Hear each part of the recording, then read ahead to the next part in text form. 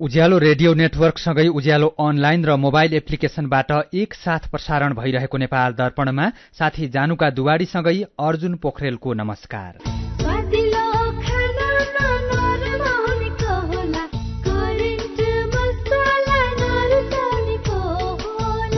नेपाल दर्पणको साथमा करेन्ट मसला र करेन्ट चिया, स्वादको झट्का। नेपाल दर्पण सुरु गरौं मुख्य खबरका शीर्षकहरूबाट। एकजना उम्मेद्वारको चुनाव प्रचारमा बढीमा 25 जना मात्रै हिँड्न पाउने गरी आचार संहिता बनाउने आयोगको तयारी। एउटा दलबाट 2 जनाले मात्रै हेलिकप्टर प्रयोग गर्न पाउने। नेपाल र बेलायत बीच श्रम समझदारी पत्रमा हस्ताक्षर। शून्य लागतमा बेलायतको स्वास्थ्य क्षेत्रमा नेपाली जनशक्ति पठाउने बाटो खुल्यो। सिप सिकेर स्वरोजगार भएका महिलाको संख्या बढ्दै, गाउँठाउँमै बसेर राम्रो आमदानी गर्न पाउँदा दङ्ग। म आफै गर्छु, म आफ्नो स्वदेशमा गरेर म देखाउँछु भन्ने खालको मनसाय आफ्नो विचार चाहिँ हुनु पर्यो हैन। फिलिपिन्समा 2.5 वर्षदेखि बन्द रहेका विद्यालय आजदेखि खुले। विद्यालयमा मास्क, स्यानिटाइजर र तापक्रम जाँच अनिवार्य। र T20 र 1 दिवसीय श्रृंखला खेल्न नेपाली राष्ट्रिय क्रिकेट टोली केन्या प्रस्थान। भारतसँगको तेस्रो 1 दिवसीय क्रिकेट जित्न जिम्बाब्वे 290 रनको लक्ष्य पछ्याउँदै। वैदेशिक रोजगार न्याय सम्बन्धी जानकारी। वैदेशिक रोजगारमा जाने व्यक्ति ठगिएमा वा शोषणमा परेमा वैदेशिक रोजगार विभागमा वा आफ्नो जिल्लाको जिल्ला प्रशासन कार्यालयमा निवेदन दिनुपर्दछ। वैदेशिक रोजगार ठगी गर्ने व्यक्तिलाई 3 वर्षदेखि 7 वर्षसम्म कैद र 3 लाखदेखि 5 लाख रुपियाँसम्म जरिवाना सजाय हुन्छ। वैदेशिक रोजगारमा ठगिएको व्यक्तिले बुझाएको रकम र त्यसमा थप 50% हर्जना सहितको रकम पीडकबाट फिर्ता पाउँछन्। वैदेशिक रोजगार ठगीको विषयमा जहिले पनि उजुरी लाग्दछ। क्षतिपूर्तिसँग सम्बन्धित उजुरी 1 वर्षभित्रमा दिनुपर्दछ। वैदेशिक रोजगारमा जाँदा लाग्ने खर्च मेन पावरमा बुझाइ भरपाई लिएमा न्याय पाउन सजिलो हुन्छ। वैदेशिक रोजगारीको सिलसिलामा ठगिएमा वा उद्धार गर्नु परेमा, बेचबिखनमा परेमा वा तलब नपाई कानूनी सल्लाह र निशुल्क कानूनी सहायता चाहिएमा पिपुल फोरमको फोन नम्बर 01 45 23 973 मा सम्पर्क गर्न सकिनेछ। आइरेक्सको सहयोगमा मानवाधिकारका लागि जनमञ्च, पिपुल फोरम काठमाडौँ, नेपाल। प्राविधिक शिक्षाको क्षेत्रमा 27 वर्षको सफल इतिहास बोकेको यस Nepal polytechnic institute NPI Bharatpur चितवनमा एसईई उत्तीर्णहरूका लागि 3 वर्षे प्रमाणपत्र तथा डिप्लोमा तहमा कृषितर्फ आईएससीएजी, बाली विज्ञान र पशु विज्ञान, इन्जिनियरिङतर्फ सिभिल, इलेक्ट्रिकल, कम्प्युटर र इलेक्ट्रिकल एन्ड इलेक्ट्रोनिक्स ओभरसियर, स्वास्थ्यतर्फ एचए र ल्याब टेक्निसियनका साथै टीएसएलसी तहतर्फ 18 महिने भेटेनरी जेटीए र अमिन अर्थात नापी विषय अध्ययनका लागि प्रवेश परीक्षा आवेदन फारम खुलेको जानकारी गराइन्छ। फारम भर्ने अन्तिम मिति भदौ 9 गते, प्रवेश परीक्षा भदौ 17 गते। सम्पर्क Nepal polytechnic institute NPI Bharatpur Chitwan. Phone 056 596 617 421 261 514 986। Mobile 98 550 60 768 98 550 60 769 98 550 60 979। Nepal दर्पणमा अब खबरको सिलसिला। निर्वाचन आयोगले आउँदो प्रतिनिधि सभा र प्रदेश सभा चुनावमा 1 जना उम्मेद्वारको प्रचार प्रसारमा 25 जना भन्दा धेरै मानिस सहभागी हुन नपाउने प्रस्ताव गरेको छ। आज निर्वाचन आचार संहिताका विषयमा राजनीतिक दलहरूसँग भएको छलफलको विषयमा जानकारी दिँदै निर्वाचन आयोगका प्रवक्ता शालिग्राम शर्मा पौडेलले चुनावमा मतदातालाई अनेकौं प्रलोभन पार्ने तथा सांसदहरूले नै चुनाव लड्न कठिन भएको गुनासोका आधारमा आयोगले तोकेको खर्च गर्ने गरी निर्वाचन प्रचारको लागि 25 जना मात्रै जान मिल्ने आचार संहिता ल्याउने प्रस्ताव गरिएको जानकारी दिनुभयो। राजनीतिक दलहरूबाटै आउने गर्छ, खर्च धेरै भयो, हामीले धान्न सकेनौं, हामीले टिकट पाएपछि पनि चुनाव लड्न नसक्ने स्थिति भयो भन्ने यी सबै कुराहरूलाई मध्यनजर गरेर 25 जनाको समूह बनाएर प्रचार प्रसार गर्दा उपयुक्त होला भन्ने यिनै फिडब्याकका आधारमा आयोगको धारणा हो। अब उहाँहरूका सुझाव आएका छन्, यसलाई पनि कसरी इन्कर्पोरेट गरेर लैजाने भन्ने कुरो आयोगले यस्तै चुनावमा हरेक राजनीतिक दलका मुख्य 2 प्रचारकलाई मात्रै हेलिकप्टर प्रयोग गर्न दिने निर्वाचन आयोगले जनाएको छ। आयोगले प्रस्ताव गरेको निर्वाचन आचार संहितामा गाडी प्रयोग गर्दा अपनाउनु पर्ने आचरण अन्तर्गत कसले हेलिकप्टर प्रयोग गर्न पाउने र कसले नपाउने भन्ने उल्लेख छ। आचार संहितामा राजनीतिक दलले प्रचार प्रसारको लागि आफ्नो तर्फबाट 2 जना मुख्य प्रचारकको नाम निर्वाचन आयोगमा बुझाउनु पर्ने र आयोगले अनुमति दिएका मुख्य प्रचारकले मात्रै हेलिकप्टर सेवा प्रयोग गर्न सक्ने उल्लेख छ। तर संघीय सरकार, प्रदेश सरकार र स्थानीय कार्यपालिका पालिकामा रहेका पदाधिकारीले भने हेलिकप्टर प्रयोग गर्न नपाउने भनिएको छ। प्रवक्ता पौडेलले निर्वाचन आचार संहिताको विषयमा सबै राजनीतिक दलहरूले मिश्रित सल्लाह सुझाव दिएको जानकारी दिनुभयो। उहाँले राजनीतिक दलका सबै सुझावलाई विश्लेषण गरेर राजपत्रमा प्रकाशित गर्ने तयारी गरिरहेको जानकारी दिनुभयो। यसैबीच चुनावको लागि निर्वाचन आयोगले तयार पारेको आचार संहितामा प्रमुख प्रतिपक्षी दल नेकपा एमाले 13 बुँदे सुझाव दिएको छ। एमाले चुनावको मौन अवधि 24 घण्टा बनाउनु पर्ने, निजी क्षेत्रमा कार्यरत पदाधिकारी तथा कर्मचारीलाई छुट्टै आचार संहिता लागू नगराई आम मतदातालाई लागू हुने आचार संहिता लागू गर्नुपर्ने लगायतका सुझाव दिएको हो। यसैबीच राजनीतिक दलहरूले आउँदो संघ र प्रदेशको चुनावमा निर्वाचन आचार संहितालाई पूर्ण रूपमा पालना गर्ने प्रतिबद्धता व्यक्त गरेका छन्। निर्वाचन आयोगसँग भएको छलफलका क्रममा दलका नेताहरूले निर्वाचन आचार संहितालाई पूर्ण रूपमा पालना गर्न आफूहरू तयार रहेको बताएका हुन्। नेताहरूले निर्वाचन आयोगलाई आचार संहिता पूर्ण रूपमा कार्यान्वयन गराउनका लागि अनुगमन गर्न पनि सुझाव दिएका छन्। यसैबीच निर्वाचन आयोगले वार्षिक आय व्यय विवरण नबुझाउने राजनीतिक दललाई आउँदो संघ र प्रदेशको चुनावमा सहभागी नगराउने भएको छ। निर्वाचन आयोगमा 116 वटा राजनीतिक दलहरू दर्ता रहेका र त्यसमध्ये आउँदो मंसिर 4 गते हुने संघ र प्रदेशको चुनावको प्रयोजनका लागि भने 84 वटा राजनीतिक दलहरू मात्रै दर्ता भएका निर्वाचन आयोगले जनाएको छ। निर्वाचन आयोगका सहायक प्रवक्ता सूर्यप्रसाद अर्यालले वार्षिक आय व्यय विवरण नबुझाउने राजनीतिक दललाई चुनावमा सहभागी नगराइने बताउनुभयो। यसैबीच नेकपा माओवादी केन्द्रका अध्यक्ष पुष्पकमल दाहाल प्रचण्डले पार्टीमा राम्रो काम गर्नेलाई प्रोत्साहन र नराम्रो काम गर्नेलाई दण्डित गर्ने बताउनु भएको छ। पालिका चुनावमा पार्टीलाई अन्तर्घात गर्ने नेताहरूको छानबिन गर्न गठित टंक राई नेतृत्वको समितिले दिएको प्रतिवेदन बुझ्दै अध्यक्ष प्रचण्डले पार्टीमा पुरस्कार र दण्डको व्यवस्था हुने बताउनु भएको हो। प्रचण्डले छानबिन समितिले अन्तर्घात गर्ने विभिन्न नेता कार्यकर्तालाई निलम्बन, निष्कासन र चेतावनी गरी 3 प्रकारका कार्यवाही गर्नुपर्ने निष्कर्ष निकालेको भन्दै प्रतिवेदनको सम्बन्धमा पार्टीको पदाधिकारी र स्थायी कमिटी बैठकमा छलफल गरेर आवश्यक कार्यवाही गरिने बताउनुभयो। प्रमुख प्रतिपक्षी दल नेकपा एमालेका अध्यक्ष एवं पूर्व प्रधानमन्त्री केपी शर्मा ओलीले लिपुलेक, लिम्पियाधुरा र कालापानी नेपालको हो भनेर भन्न सत्तारूढ दलका नेताहरू डराएको आरोप लगाउनु भएको छ। ललितपुरमा भएको कार्यक्रममा अध्यक्ष ओलीले प्रधानमन्त्री शेरबहादुर देउवा, माओवादी केन्द्रका अध्यक्ष पुष्पकमल दाहाल प्रचण्ड र एकीकृत समाजवादीका अध्यक्ष माधव कुमार नेपालको नामै लिएर लिपुलेक, लिम्पियाधुरा र कालापानी भूमि नेपालको हो भनेर बोल्न नसकेको जिकिर गर्नुभयो। बेलायतको स्वास्थ्य क्षेत्रमा नेपाली जनशक्ति पठाउने सम्बन्धी द्विपक्षीय श्रम समझदारी पत्रमा आज हस्ताक्षर भएको छ। श्रम, रोजगार तथा सामाजिक सुरक्षा मन्त्रालयमा आज आयोजित कार्यक्रममा श्रम मन्त्रालयका सचिव एकनारायण अर्याल र नेपालका लागि बेलायती राजदूत निकोला पोलिटले समझदारी पत्रमा हस्ताक्षर गर्नुभएको हो। समझदारी अनुसार नेपालका स्वास्थ्य कर्मीले बेलायतमा रोजगारीका अवसर प्राप्त गर्नेछन्। रोजगारीको लागि बेलायत जाने श्रमिकले कुनै पनि शुल्क तिर्नुपर्ने छैन। उनीहरूले 5 वर्षको लागि बेलायतमा काम गर्न पाउनेछन्। बेलायतमा काम गर्दा नेपाली स्वास्थ्य कर्मीको सेवा सुविधा बेलायतकै स्वास्थ्य कर्मीको बराबर रहनेछ। स्वास्थ्य कर्मीको छनौट तथा पदस्थापना नेपालको वैदेशिक रोजगार विभाग तथा बेलायतको department of health and social care वा तोकिएको निकायको प्रत्यक्ष संलग्नतामा G2G प्रक्रिया बमोजिम हुनेछ। यस्तै नेपालको स्वास्थ्य क्षेत्रको सुदृढीकरण र आधुनिकीकरणमा सहयोग जारी रहने कुरा पनि समझदारी पत्रमा उल्लेख छ। संघीय संसदको प्रतिनिधि सभा र राष्ट्रिय सभाले नेपाली कांग्रेसका नेता एवं प्रतिनिधि सभा सदस्य प्रदीप गिरीको निधनप्रति दुःख व्यक्त गर्दै शोक प्रस्ताव पारित गरेको छ। प्रतिनिधि सभा र राष्ट्रिय सभाको आज बसेको छुट्टा छुट्टै बैठकले गिरीप्रति श्रद्धाञ्जली अर्पण गर्दै शोक प्रस्ताव पारित गरेको हो। त्यस अवसरमा उहाँको सम्झनामा 1 मिनट मौन धारणा समेत गरिएको थियो। गिरीको अस्ति राति निधन भएको थियो।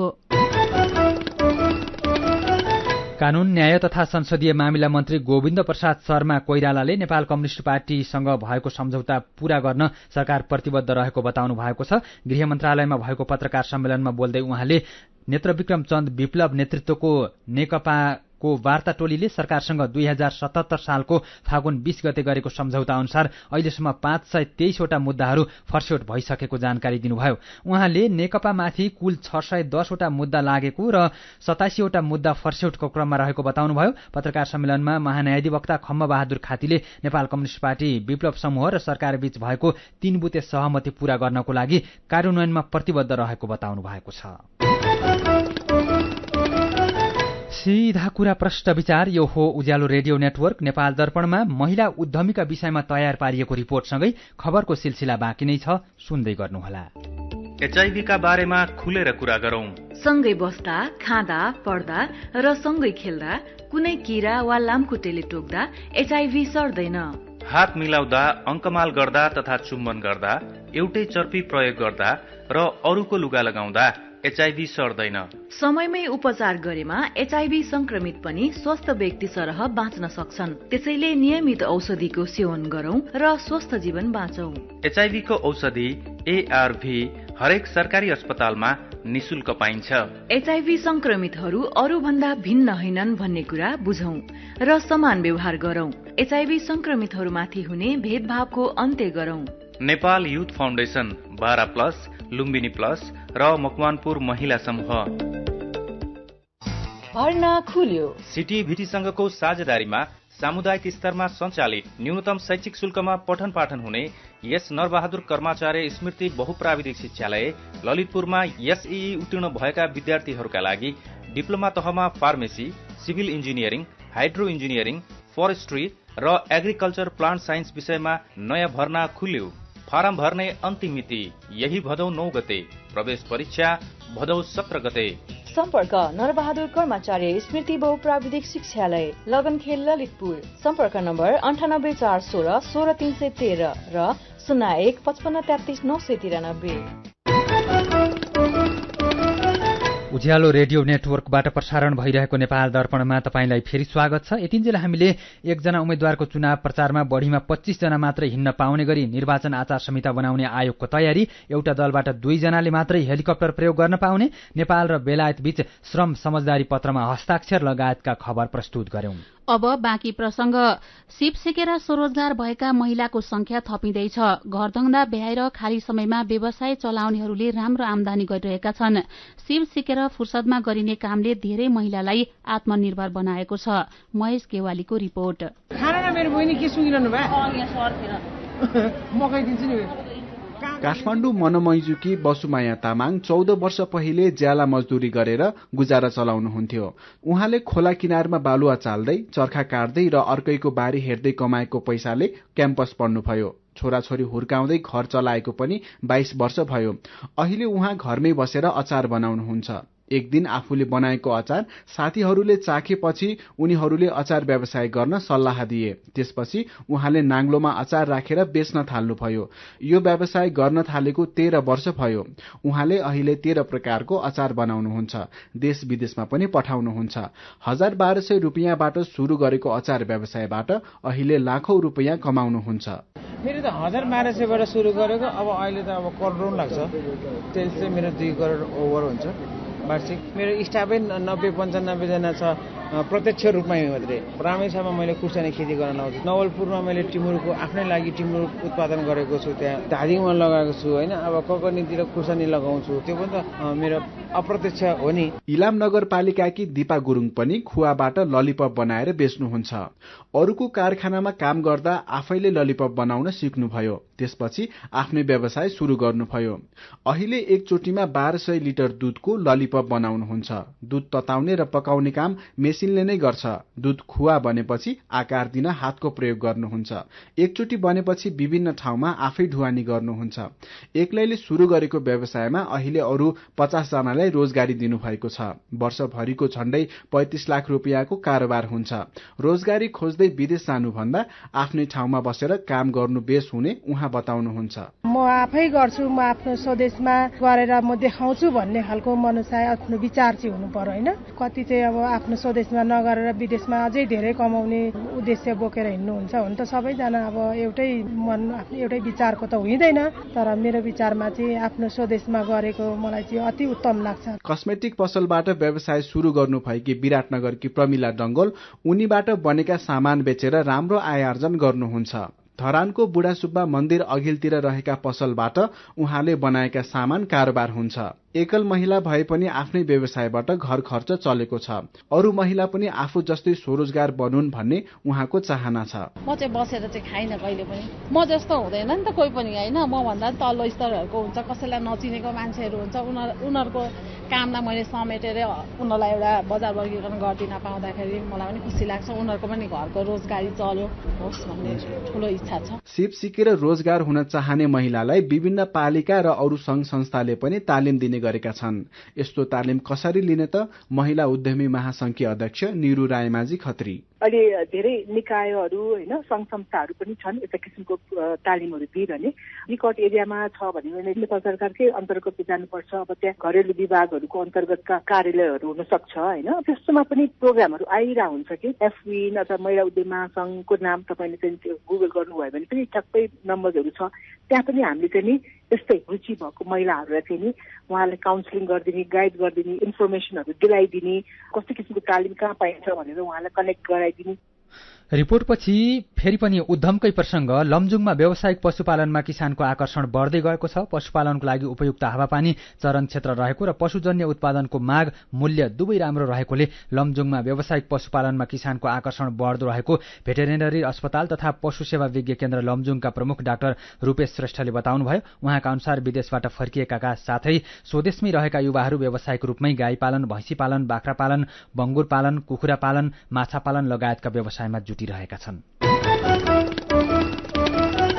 नेपाल प्रहरी र नेपाल विद्युत प्राधिकरण बीच विद्युतीय सवारी चार्जिङ स्टेशन निर्माण तथा सञ्चालन सम्बन्धी समझदारी पत्रमा हस्ताक्षर भएको छ। प्रहरी प्रधान कार्यालय नक्सालमा भएको कार्यक्रममा नेपाल प्रहरीको तर्फबाट प्रहरी महानिरीक्षक धीरज प्रताप सिंह र प्राधिकरणका तर्फबाट कार्यकारी निर्देशक कुलमान घिसिङले समझदारी पत्रमा हस्ताक्षर गर्नुभएको छ। समझदारी पत्र अनुसार प्रहरी कल्याण कोषद्वारा सञ्चालित 5 वटा पेट्रोल पम्पहरू, प्रस्तावित 4 वटा पेट्रोल पम्पहरू र बाँकी प्रहरी कार्यालयहरूका अन्य उपयुक्त स्थानहरू गरी 25 ठाउँमा चार्जिङ स्टेशन स्थापना गरिनेछ। चार्जिङ स्टेशन दीर्घकालीन रूपमा प्रहरी कल्याण कोष मातहत सञ्चालन हुनेछन्। प्रहरीले पूर्वाधार निर्माणका लागि उपयुक्त स्थान उपलब्ध गराउनेछ र निर्माण भएपछि चार्जिङ स्टेशनको सञ्चालन तथा सुरक्षा गर्नेछ। प्राधिकरणले विद्युतीय गाडीको प्रयोगलाई प्रोत्साहन गर्न देशभरि 51 ठाउँमा छिटो चार्ज गर्न सक्ने अत्याधुनिक चार्जिङ स्टेशन निर्माण गरिरहेको छ। चार्ज गरिसकेपछि ग्राहकले क्यूआर कोड र मोबाइल एप मार्फत बिलको भुक्तानी गर्न सक्नेछन्।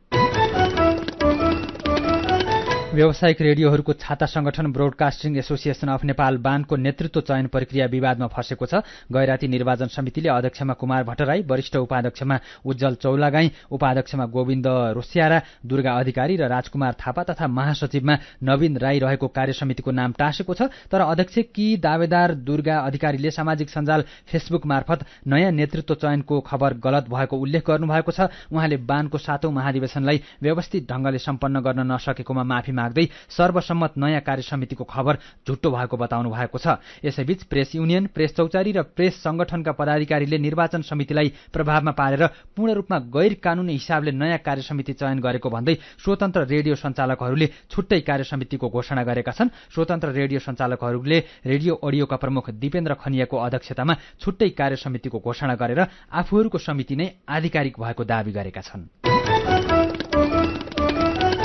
पछिल्लो 24 घण्टामा 658 जनामा कोरोना भाइरसको संक्रमण पुष्टि भएको छ। पीसीआर र एन्टिजेन गरी 6643 जनाको नमूना परीक्षण गर्दा थप 658 जनामा संक्रमण पुष्टि भएको स्वास्थ्य तथा जनसंख्या मन्त्रालयले जनाएको छ। थप 456 जना निको भएका छन्। पछिल्लो 24 घण्टामा कोरोना भाइरसको संक्रमणका कारण 1 जनाको ज्यान गएको छ।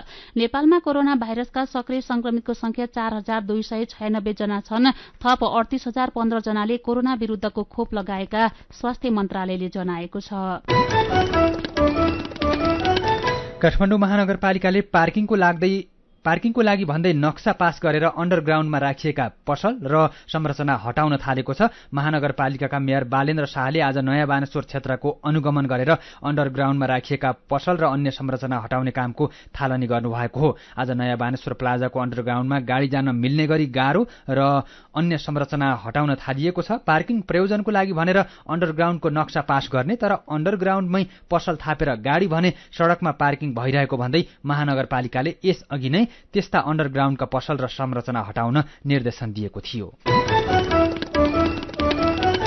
काठमाडौँ उपत्यका सहित देशभर गर्मी बढेको छ। अझै केही दिन पानी पर्ने सम्भावना नरहेकाले गर्मी अझै बढ्न सक्ने मौसमविदले बताएका छन्। पानी पर्ने बादलको विकास नभएकाले अझै केही दिन राम्ररी पानी पर्ने सम्भावना नभएको मौसमविद हिरा भट्टराईले जानकारी दिनुभयो।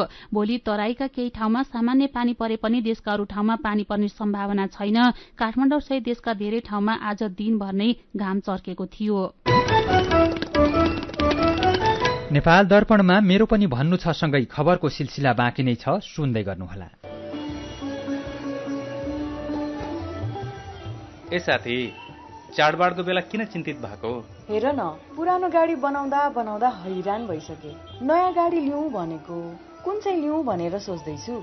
टोयोटा लिने नि, एक फेरा किनेसी 3 पुस्तालाई ढुक्क।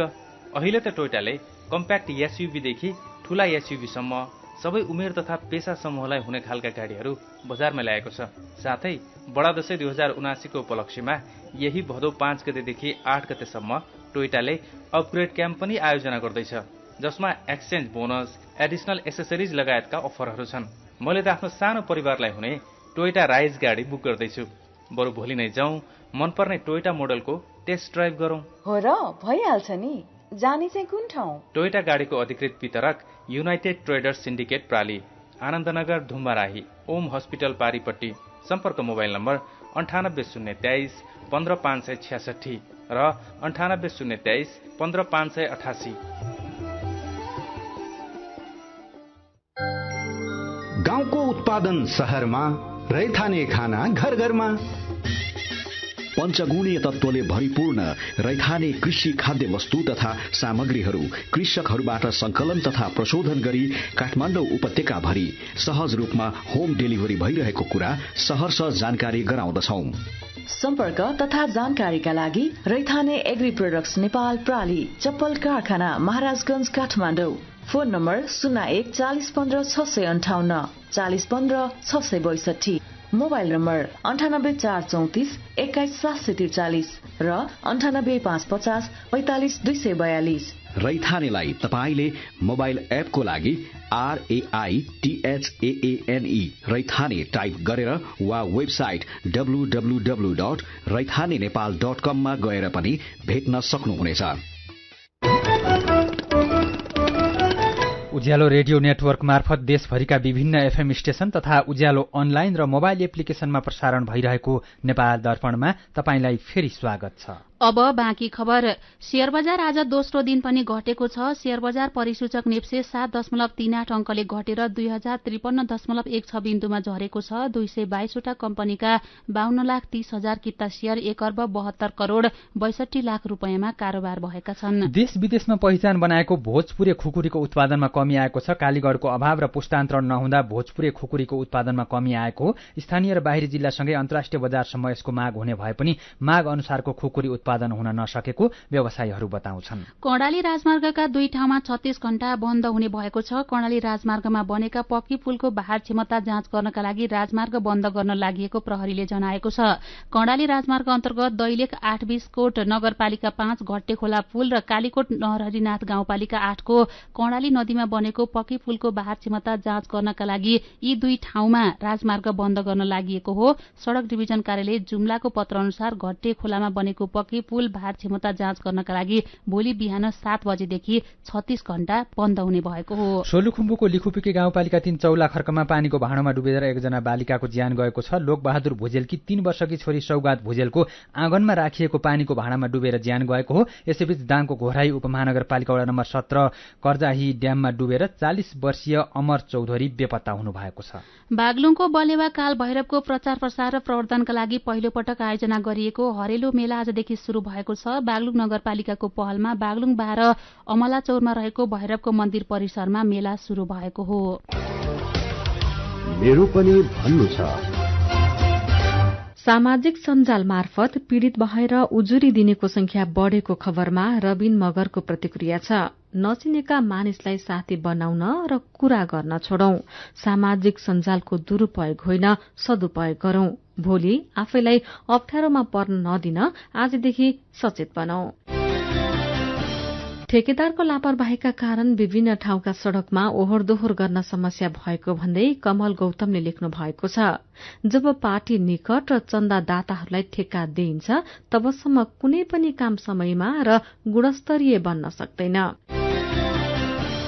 काठमाडौँका सड़कमा थुप्रिएका फोहोर भोलिसम्ममा उठाइसक्ने काठमाडौँ महानगरपालिकाको तयारी शीर्षकको खबरमा कृष्ण अधिकारीको प्रतिक्रिया छ। ल्याण्डफिल साइट क्षेत्रका प्रभावितहरूको समस्या समाधानका लागि दीर्घकालीन योजना बनाउनुपर्छ। यस्तै ल्याण्डफिल साइटलाई नमूना क्षेत्र बनाई त्यसलाई रमणीय ठाउँको रूपमा पनि विकास गर्न सकिन्छ। मिटर ब्याजी पीड़ितहरूलाई न्याय दिलाउन सामाजिक संघ संस्थाहरूले पनि पहल गर्न पर्यो भन्दै रेशम बहादुर शाहले लेख्नु भएको छ। चर्को ब्याजमा ऋण दिनेहरूलाई सरकारले छिट्टै कार्यवाही गरेको पनि सुन्न पाइयोस्। अनि नागरिकतामा अपमानजनक नाम उल्लेख गरिएका दैलेखका कविराम र कर्णबहादुरले आफ्नै नामको नागरिकता पाएको खबरमा गम्भीर दुवाडी र नारायण अधिकारीको प्रतिक्रिया छ। आखिर गर्न खोज्यो भने त हुने रहेछ नि। सकारात्मक यो कदमलाई स्वागत छ। विचारका लागि तपाईलाई धन्यवाद। मेरो पनि भन्नु छ। मेरो पनि भन्नु छ प्रस्तुत गर्दै हुनुहुन्थ्यो साथी दीपा तिमल सिन्हा। नेपाल दर्पणमा अब विदेशका खबर। फिलिपिन्समा 2.5 वर्षदेखि बन्द रहेका विद्यालय खुलेका छन्। कोरोना महामारी शुरू भएपछि बन्द रहेका विद्यालय आजदेखि खुलेका र लाखौं विद्यार्थी कक्षा कोठामा पुगेका समाचार संस्था रोइटर्सले जनाएको छ। कोरोना महामारीका कारण भौतिक उपस्थितिमा पढ़ाई बन्द गरेर सबैभन्दा ढिलो विद्यालय खुलाउने अन्तिम देश फिलिपिन्स बनेको छ। विश्वभर विद्यालय यसअघि नै खुलिसकेका छन्। सन् 2020 को मार्चपछि आज पहिलो पटक निकै खुशी हुँदै विद्यार्थी विद्यालय गएका दृश्य देखिएका छन्। बालबालिकालाई मास्क, सेनिटाइजर र तापक्रम मापन अनिवार्य गरिएको खबरमा उल्लेख छ। फिलिपिन्सका नवनिर्वाचित राष्ट्रपति फर्डिनान्ड मार्कोस जुनियरले कार्यकाल सम्हाल्ने बित्तिकै विद्यालय पुनः खुला गर्ने घोषणा गर्नुभएको थियो। लामो समय अनलाइनबाट मात्रै कक्षा सञ्चालन गर्दा फिलिपिन्सको शिक्षा प्रणाली बिग्रन थालेको भन्दै चौतर्फी चिन्ता व्यक्त भएको छ। 10 वर्षभन्दा कम उमेर समूहका बालबालिकाले अनलाइन कक्षाबाट धेरै उपलब्धि हासिल गर्न नसक्ने अध्ययनहरूले देखाएका छन्। रुसी आक्रमणको डरका कारण युक्रेनमा आउँदो बिहिबार बिहानसम्म सामूहिक कार्यक्रममा रोक लगाइएको छ। पर्सि युक्रेनले आफ्नो 31औं स्वतन्त्रता दिवस मनाउँदैछ। स्वतन्त्रता दिवसको अवसर पारेर रुसले ठूलो आक्रमण गर्न सक्ने भन्दै युक्रेन सरकारले सामूहिक कार्यक्रम नगर्न निर्देशन दिएको छ। देशको दोस्रो ठूलो शहर खार्किभमा भोलि बेलुकादेखि बिहिबार बिहानसम्म कर्फ्यू आदेश घोषणा गरिएको छ। युक्रेनका राष्ट्रपति भोलोदिमिर जेलेन्स्कीले युक्रेनको स्वतन्त्रता दिवसको अवसरमा रुसले थप क्रूरता प्रदर्शन गर्न सक्ने चेतावनी दिनुभएको छ। अब खेल खबर। टी20 र 1 दिवसीय क्रिकेट श्रृंखला खेल्न नेपाली राष्ट्रिय क्रिकेट टोली आज केन्या प्रस्थान गरेको छ। टोली युएई हुँदै केन्या पुग्नेछ। टोलीलाई नेपाल क्रिकेट संघ क्यानका अध्यक्ष चतुरबहादुर चन्द, कोषाध्यक्ष रोशन सिंह लगायतले विदाई गर्नुभएको हो। विदाई कार्यक्रममा प्रशिक्षक मनोज प्रभाकरले केन्या भ्रमणका लागि टोलीको तयारी राम्रो रहेको भन्दै राम्रो प्रदर्शन हुने विश्वास व्यक्त गरेका छन्। अहिलेको अवस्थामा नेपाली टोली कच्चा रहेको बताउँदै वर्ष दिनभित्र युवा टोलीले क्रिकेटमा राम्रो नतिजा निकाल्ने प्रशिक्षक प्रभाकरको भनाइ छ। केन्या भ्रमण नयाँ खेलाड़ी र पुनरागमन गरेका खेलाड़ीका लागि महत्वपूर्ण रहेको नेपाली टोलीका कप्तान सन्दीप लामिछानेले बताए। सबै प्लेयरहरु त्यति नै उत्साहित हुनुहुन्छ र इगर टु लर्न अनि नयाँ भेरिएसन्सहरु नयाँ आफूभित्र चाहिँ जति पनि छ के नयाँ हामीले ट्राई गरेको पनि छौं र डेफिनेटली यो सिरिजमा हामीले एकदम राम्रो अपेक्षा गरेको अनुसार नै रिजल्ट पनि लिएर आउँदैछौं र आई गेस सबैजनाले उत्तिकै प्रिपरेसन गरिराख्नु भएको पनि छ।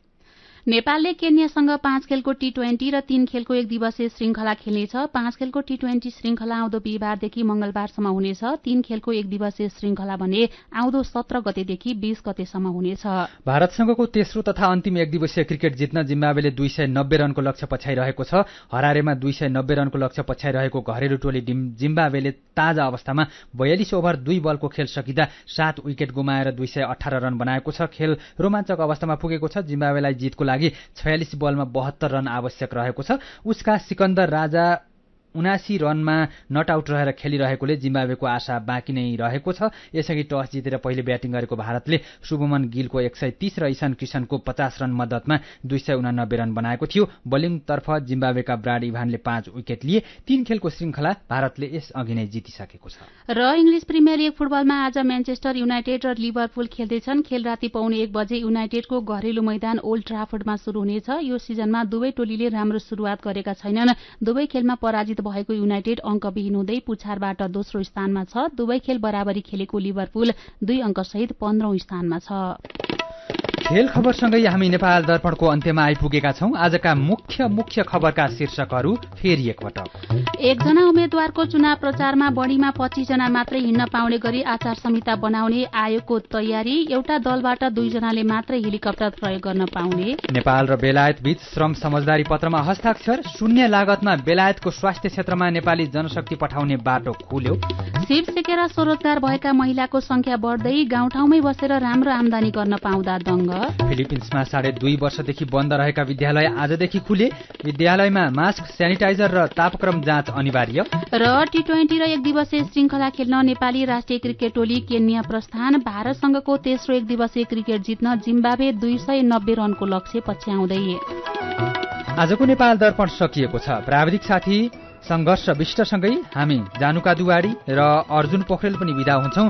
उज्यालो मोबाइल एप्लिकेशन र अनलाइनमा प्रसारण भइरहेका रेडियो र अनलाइनका सामग्री भाइबरमा पनि उपलब्ध छन्। विभिन्न रोगको जोखिम हुन नदिन लामखुट्टेको टोकाइबाट बचौं। नमस्कार।